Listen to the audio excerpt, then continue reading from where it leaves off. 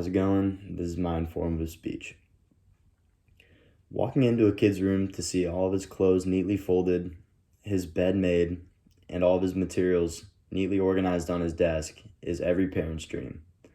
Luckily for mine, that dream was a reality. This is because I grew up with OCD, obsessive compulsive disorder. It is a mental health condition that not many people know enough about, and that's why I believe obsessive compulsive disorder is a disorder that needs more awareness. That is why I'm here to enlighten you all on the misconceptions and unknown aspects of the disease. To start with some misconceptions of obsessive compulsive disorder, what is OCD? It's a mental disorder that stands for obsessive compulsive disorder. It affects people of all ages and occurs when a person gets caught in a cycle of obsessions and compulsions, hence the name. Many people believe that wanting to be neat and organized is the same as having OCD, but this is false. The obsessiveness has to be so extreme that it may hinder daily activities and values. Obsessive compulsive disorder is not a personality disorder. It is a mental health disorder, and that is a misconception that occurs often when people are discussing the disease. There's a personality disorder called obsessive compulsive personality disorder, but it is different from OCD, which is an actual mental health disease. There are, in fact, different types of OCD as well. Contamination OCD is the fear of germs. Scrupulosity OCD is repetitive rituals. Perfectionism OCD is making sure everything's done right after knowing it's already done, and that's what I grew up with. So there's more than just one type of obsessive compulsive disorder, and it's not all just about being a neat freak. In addition to the misconceptions surrounding the disease that people believe, there are many data and statistics that are unknown to people.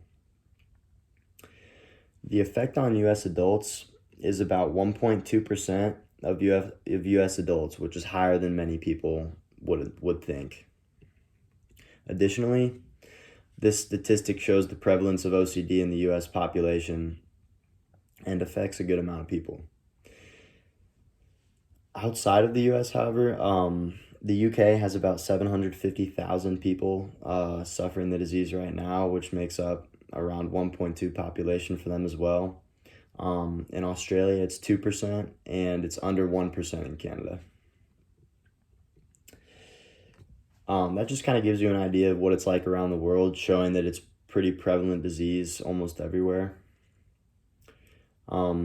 Something not many people know about age and gender regarding OCD is that it has an average onset of about 19.5 years, meaning that's how long it takes usually for it to develop. Women are more likely to have OCD than men, but boys are more likely to experience early onset symptoms. This kind of shows the relationship and difference between OCD and how age and gender are factors.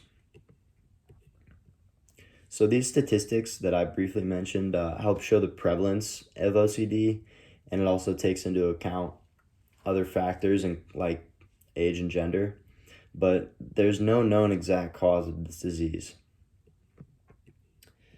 According to Hopkins Medicine, the exact cause of OCD is unknown.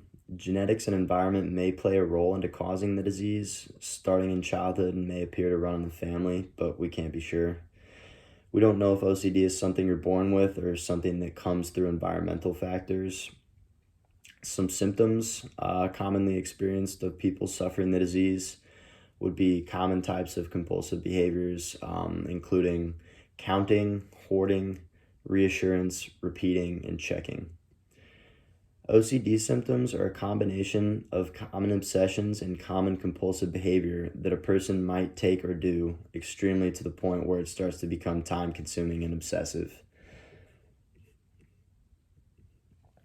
As far as treating OCD, physical and psychiatric exams are used to diagnose the obsessions and compulsions that may interfere with daily activities or start to make up more time.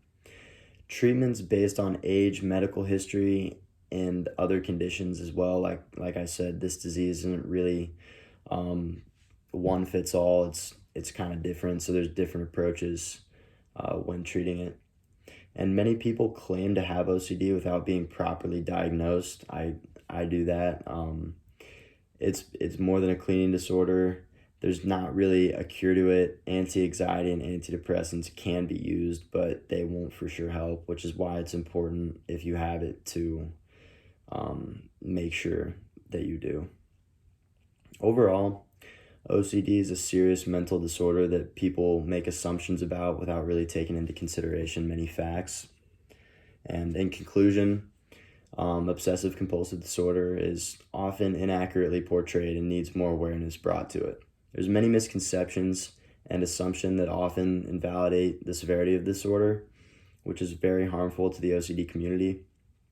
It's important to research facts and statistics before spreading any information about it. Although there may be no main cause or cure, it's still a disorder that needs attention. It's important to get professionally diagnosed if you experience any obsessive or compulsive behavior that may hinder your day-to-day activities. And after conducting this research essay, I think I will do that. Thank you.